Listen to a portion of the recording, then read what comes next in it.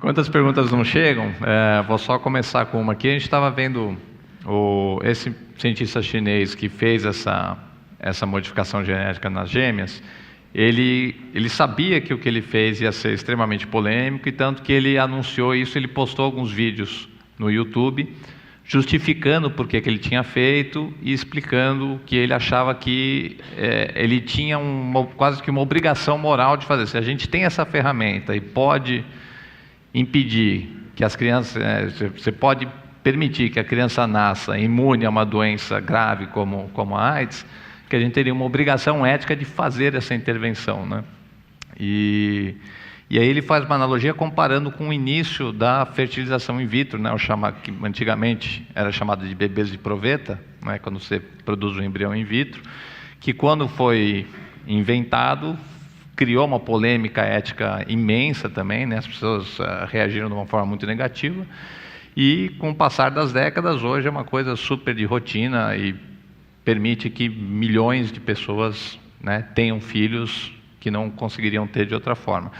Vocês acham que essa analogia é válida? Quer dizer, essa polêmica que a gente está vendo hoje com relação à edição genética de embriões é um pouco exagerada, assim como foi no passado com a fertilização in vitro, ou ela se justifica? Realmente é uma coisa que tem que ser tratada com muita cautela.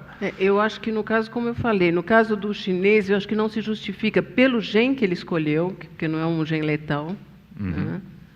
E ele não está curando uma doença, né? Ele está só assim, evitando que a pessoa possa contrair.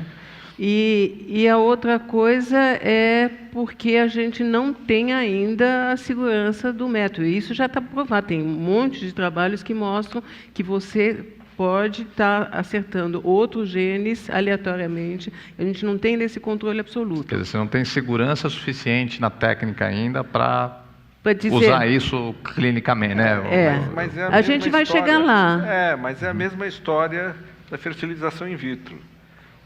Como é que vai ser essa menina, não sei o quê. Aí, há uns anos atrás, eu vi que ela teve filhos normais, mas leva quanto tempo? Leva até a geração dela ficar grande, né? Eu acho que, historicamente, sempre que tem uma tecnologia nova, aparecem as vantagens e os riscos. A eletricidade foi a mesma coisa. Começaram a implantar a eletricidade lá na Europa, nos Estados Unidos, morria um monte de gente. Aí, daí o cara fala, não pode ser 800 volts, vamos fazer 110 volts nas casas, porque daí dá um choquezinho, mas não... Aí vai indo, você vai aprendendo, você vai entendendo os riscos. Em alguns casos, os riscos se tornam tão grandes que a tecnologia é abandonada. Em outros casos, o risco vai sendo compreendido, a técnica vai melhorando, e você fala, não, agora pode começar a usar, né?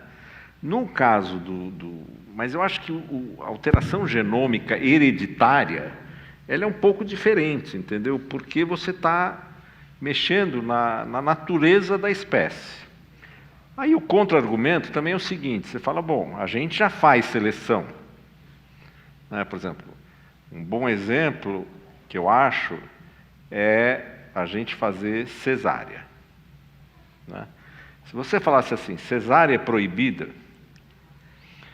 todas as mulheres que tivessem problema no parto, ou crianças que tivessem problema no parto, morriam, tá certo? E só iam sobreviver as pessoas que nascem sem cesárea, vamos supor. Então, na hora que você... e que provavelmente era o que acontecia, sei lá, milhares de anos atrás, antes de ter cesárea. Daí, aí temos uma nova tecnologia, se chama cesárea. Aí, provavelmente, no começo, eu acho que o César, outro dia eu estava tentando lembrar, quando fizeram a cesárea para nascer o César, se a mãe tinha morrido ou não, mas provavelmente nas primeiras cesáreas, eu não lembro, não sei se você sabe isso, provavelmente você salvava o bebê e matava a mãe, porque corta, tira. Na época dos romanos, não devia dar muito certo, né? Aí a gente fez uma seleção. Hoje, a gente tem um monte de crianças, por um motivo ou por outro, e mulheres, que nascem através de cesárea. Isso, por exemplo, em cachorros, já tem espécies que só nascem de cesárea. Eles perderam a capacidade de ter parto vaginal. Por quê? Porque você vai fazendo a cesárea, cada vez o cachorro vai ficando com o osso menor, tal, acabou, não nasce mais. Alterou. Então também tem uma ilusão a gente achar que a gente não está fazendo seleção natural em nós mesmos, também. Mas, o que faz agora? Fazer uma seleção é um pouco menos radical do que você intervir diretamente no menos no radical, genoma, né? Sem dúvida é menos radical, sem dúvida. Eu só estou querendo desmistificar que assim, não, a gente nunca mexeu, a gente é puro. A gente nunca mexeu em genoma de nenhuma espécie, a gente nunca mexeu no nosso, nós somos bárbaros. E agora, de repente, nós vamos ter o CRISPR. Você está se tornando mais eficiente, ferramentas mais precisas. Mais eficientes, mais poderosas, com outros riscos, mas é uma tecnologia em evolução. Quer dizer, a questão é saber, daqui 50 anos vai estar todo mundo fazendo CRISPR como faz cesárea? Ou não? Vou jogar aqui uma pergunta da Lara. Sobre curar doenças com o uso do CRISPR, quando e se essa prática se tornar comum, como a gente está discutindo aqui, como é que você coloca limites no que é uma doença? Dá um exemplo, seria ético você eliminar o nanismo? Quer dizer, nós vamos... quer dizer, como é que você vai definir o que é uma doença? Tem uma zona um pouco cinzenta. Aí eu acho que depende muito da pessoa, como é que ela se sente, né? Porque a gente tem, já atendeu pessoas que têm nanismo e que estão muito bem resolvidas, e outras não. Eu acho que aí é a pessoa que tem que decidir. A mesma coisa, surdez. Existe toda uma discussão ética de casais onde os dois são surdos e eles só querem ter filhos surdos. Eles querem fazer um diagnóstico para implantação, para só selecionar crianças surdas, porque eles dizem que eles se comunicam muito melhor com os filhos, né? E não querem ter filhos com audição normal. Então, por um lado, eu fico feliz de saber que a pessoa que tem a deficiência de audição está muito bem adaptada. Outra coisa é você impor isso para um filho, né? A pergunta dela é um pouco o que é normal. Né? Costumo dar um exemplo, agora com ultrassom, né? Durante a gestação. Então você pega lá uma má formação horrível, tal, ninguém tem muita dúvida. A maior parte das pessoas, fora alguns grupos religiosos, acha que pode abortar, inclusive é permitido no Brasil. Aí você fala, então tá bom, mas vamos começar do outro lado. Fiz um ultrassom, aí o nenê não tem a ponta de um dedinho. Aborta ou não aborta? A maioria das pessoas vai falar, não, imagina, deixa meu filho nascer, só um ponto com um dedinho. Aí, e se for o dedo inteiro? E se for 2 dedos? E se for a mão inteira? E se nascer sem um bracinho? Que horas que você fala, aqui é o limite, entendeu? Porque também, nanismo é a mesma coisa. Tem gente que trata crianças pequenas com hormônio de crescimento. Talvez você possa fazer um CRISPR e põe o hormônio lá, dá um jeito de produzir mais hormônio, entendeu? Então, vai ter muita discussão ética. Eu acho que o divertido aqui é a gente conversar sobre isso, porque a sociedade vai se enfrentar com esse problema, né? Mas o nanismo é uma condição, a gente nem falou, onde você tem uma sobrevida normal, tá? E que isso é uma coisa muito importante. Eu trabalho com doenças degenerativas, onde você tem morte de crianças e de adolescentes. A pessoa é completamente diferente, né? Então, aí, eu acho... Mas são graus, né? Também tem doenças genéticas que você vive até os 80. Exatamente. Tem uma propensão ao Alzheimer, em vez de você ter aos 95, você tem aos 70. Tudo bem, é um gene... Acho que uma maneira de recolocar a pergunta dela seria até... Pensando em doenças genéticas, né? Quais que seriam, em que casos seria justificável você fazer essa intervenção? Quer dizer, só em caso de doenças letais, ou uma doença que tem um efeito pequeno, que só talvez só vá surtir efeito mais tarde na vida, né? Quer dizer, você daria para colocar uma linha de corte, assim, ó, aqui vale e aqui não vale? Primeiro, eu acho que tudo isso tem que ser discutido com as pessoas que estão em risco, né? Então, por exemplo, um exemplo que eu dou sempre é doença de Alzheimer, porque todos nós estamos em risco de ter doença de Alzheimer, né? Mas eu não quero saber se eu vou ter doença de Alzheimer, porque não tem nada que eu possa fazer a respeito, né? E, mais ainda, a gente esquece coisa o tempo todo, né? Então, se eu soubesse que eu tenho um risco aumentado de ter doença de Alzheimer, no momento que eu esquecer alguma coisa, eu vou dizer, pronto, já começou, né? A sorte... eu já tenho certeza que já começou. Agora... Você começou já? No momento que tiver um tratamento, ou seja, eu sei todos os genes que causam doença de Alzheimer, e eu puder prevenir, pode ser com CRISPR, aí eu quero saber se eu tenho risco aumentado antes de aparecer, né? Então, eu acho que dá para fazer essas regras e a sociedade faz. Então, por exemplo, agora tem uma regra que é o seguinte: mexer em coisas que vão passar para as próximas gerações é proibido. Tem um acordo entre os cientistas que não está... Não, proibido agora, não é para... É uma moratória. Então, mas você faz uma regra, aí essa regra, ao longo do tempo, vai mudando. Sim. Né? Então, é isso que acontece. Os cientistas, pelo menos, tendem a fazer uma regra bem cautelosa para entender os problemas, e na medida que eles estão sentindo que tem uma segurança na tecnologia, esse limiar vai mudando, entendeu? E vai ficando mais permissivo. É isso.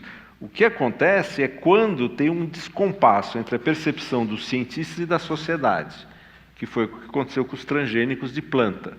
Os cientistas achavam que era tudo super normal, podia fazer, e a sociedade ainda não estava preparada, não queria. Aí deu todo o problema dos transgênicos de soja, essas coisas, mas que hoje acabou, entendeu? Tem uma espécie de um... Então, eu acho que na verdade, os cientistas vão indicando o que eles acham que é o limite razoável, mas quem tem que pôr esse limite é a sociedade, não são os cientistas, né? Mas no momento você acha que a moratória se justifica? Se justifica a moratória enquanto a gente não tiver segurança do método, porque no momento que tiver, eu sou totalmente a favor de editar genes quando você tem doenças letais. Eu discuti isso recentemente com um pesquisador, Nissim Ben-Finisse, ele chama, que é um super pesquisador nessa área, e ele disse, não, eu acho muito melhor selecionar embriões do que tentar editar. Eu falei, mas você já pensou que a gente tem inúmeras situações de casais que têm risco alto de ter um filho com problemas, fazem fertilização assistida e todos os embriões têm a mutação. E acontece com bastante frequência isso.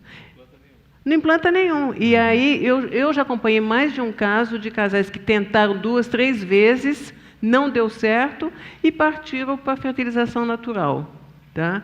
Seja o que Deus quiser. Que seja o que Deus quiser. Tá? Então... Eu acho que o que acontece é assim, primeiro vai liberar, fazer em adultos, daí vamos fazer em adultos. Agora vamos fazer em embriões que pode passar a primeira geração. Mas aí só vamos fazer em casos de doença gravíssima. Depois vai começar a liberar um pouco mais, depois vai começar não sei o quê, e aí tem um problema, onde eu paro? Onde eu paro? Eu paro na cor de olho, eu paro... Entendeu? Esse é o problema, porque na hora que você puder editar... Vamos supor aqui que a tecnologia é segura, eu sei todos os genes, daqui, sei lá, 200 anos, não sei quanto tempo vai levar isso. Mas vai chegar uma hora que eu tenho todas as condições genéticas, todo o conhecimento, para sentar com o meu ginecologista, vai ter um aconselhador genético, o casal senta ali e fala, o que vocês querem? Vocês têm esses genes aqui? Eu tenho uma sugestão aqui, pode aumentar um pouco o tamanho do coisa dele. Você, se for menino, você quer tirar que ele seja careca? Tira ou não tira? Aí faz lá um questionário, aí vai num programa, edita no CRISPR ali e faz. Vai chegar essa época. Que é o designer baby, né? Que você está projetando uma criança. Vai chegar. E é claro que no começo... Não vai chegar? Depende da A gente característica, vai estar morto, né? nós vamos estar morto. Bom, tem algumas características que todo mundo quer, né? Que vai viver uma vida longa e saudável, que não vai ter Alzheimer. Isso tudo todo mundo E quer. as pessoas querem características que não são genéticas. Eu quero que meu filho seja feliz. Aí o cara vai falar, não, esse aí eu posso fazer esses 5 genes, mas a senhora tem que ajudar, dando uma boa educação. Time tal. de futebol? Não, será que dá eu pra não escolher quero, aí? não quero ter que educar. Hã? Time de futebol dá para escolher, será? você Isso pode- gera muita briga na família, né? Eu quero um filho corintiano, vira palmeirense e tal. Então, tá vendo? Então, deixa eu jogar, a gente está com o tempo chegando ao fim aqui. Tem várias perguntas que remetem à questão do acessibilidade. Né? Vamos dizer, o CRISPR, essa tecnologia se torna segura, de certa forma rotineira, mas vai ser caro, vai ser barato, pobres e ricos vão ter acesso, é uma coisa que eventualmente vai estar no SUS, por exemplo, ou vai ser uma tecnologia para poucos, que vai ser vamos dizer, uma tecnologia elitizada, que vai agravar um quadro de desigualdade social na área da saúde. Então, Dá pra fazer uma a previsão? vantagem do CRISPR em relação a outras tecnologias é que ela é muito mais barata, né?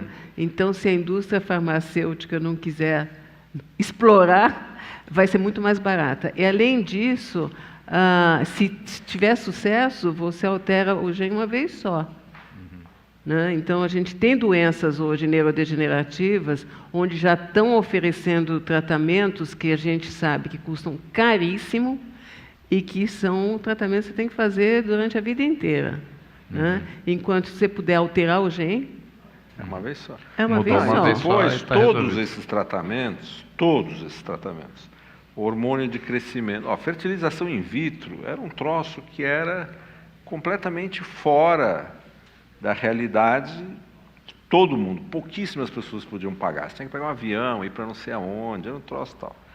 Aí foi indo, daí veio para o Brasil, daí era só para elite, não sei o que, agora já tem no SUS. Sim. Falar, bom, todo mundo tem acesso? Não, não é todo mundo. Então, toda a tecnologia médica, ela começa carésima só numa elite.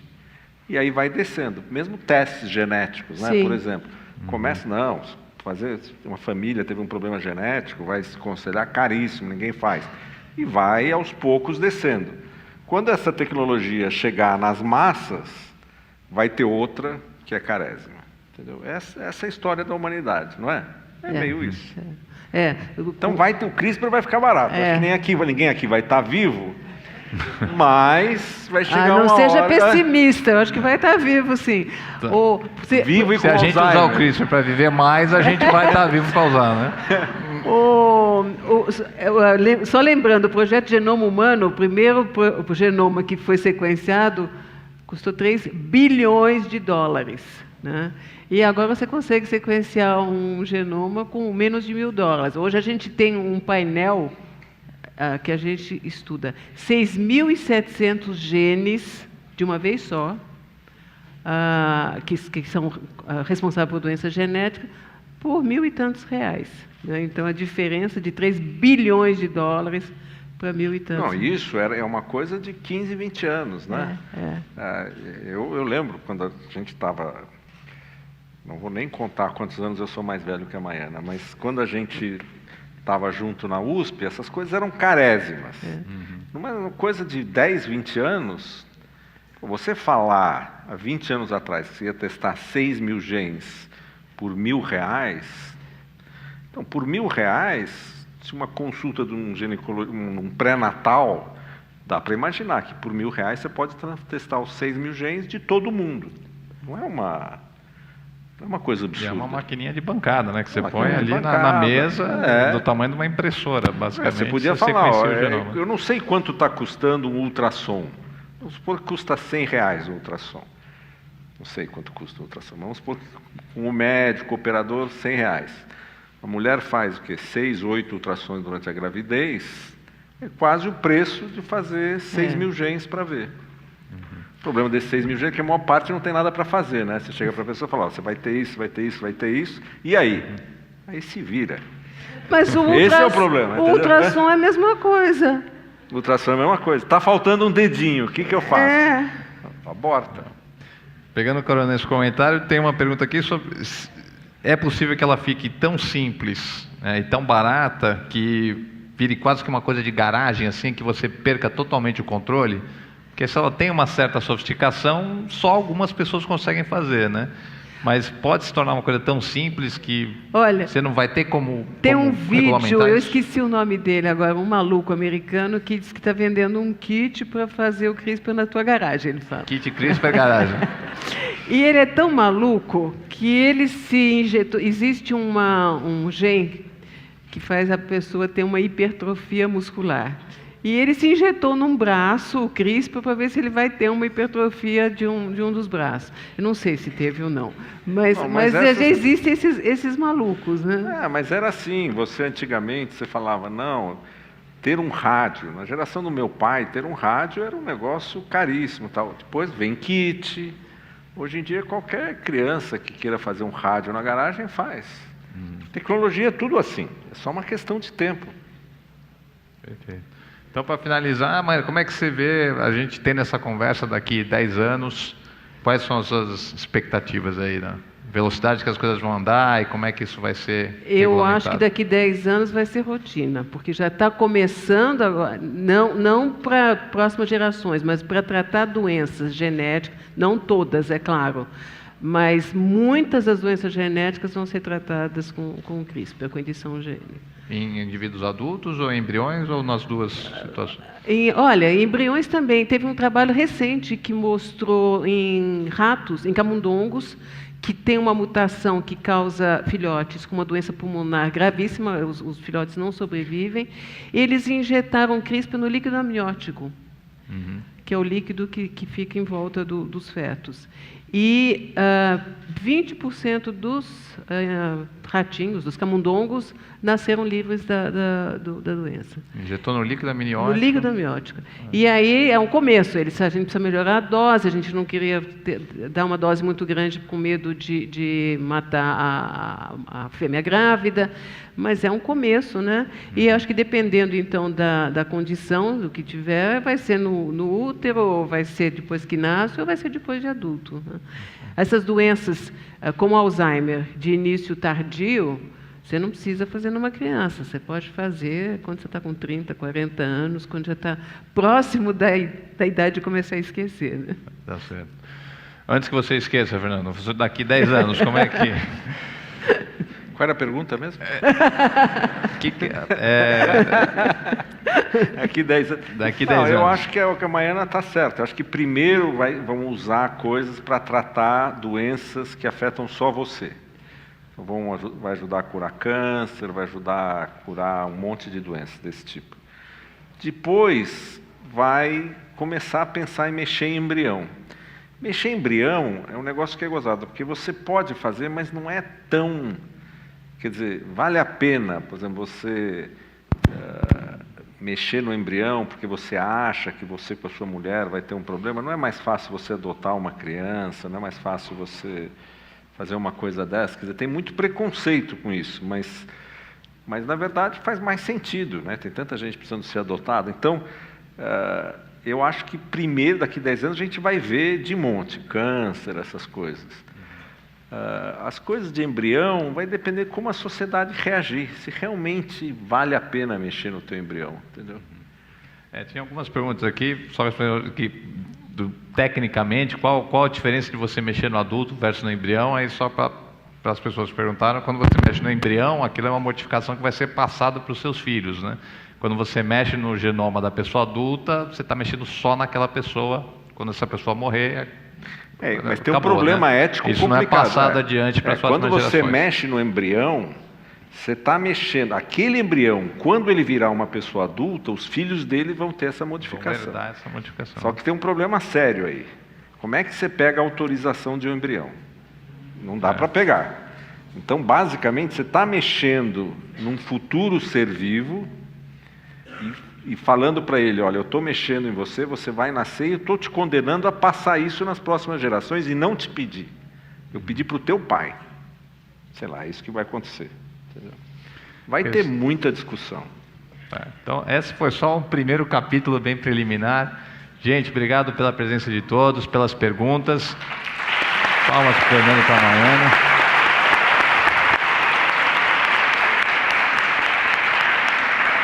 E renovo o convite para vocês entrarem nas nossas redes sociais, aí no YouTube, no Facebook, para acompanhar os eventos. A gente tem evento até dezembro. E mês que vem a gente vai tratar da regulamentação de armas de fogo. Tá? Um tema também super polêmico. Então aguardo vocês de volta aqui. Obrigado.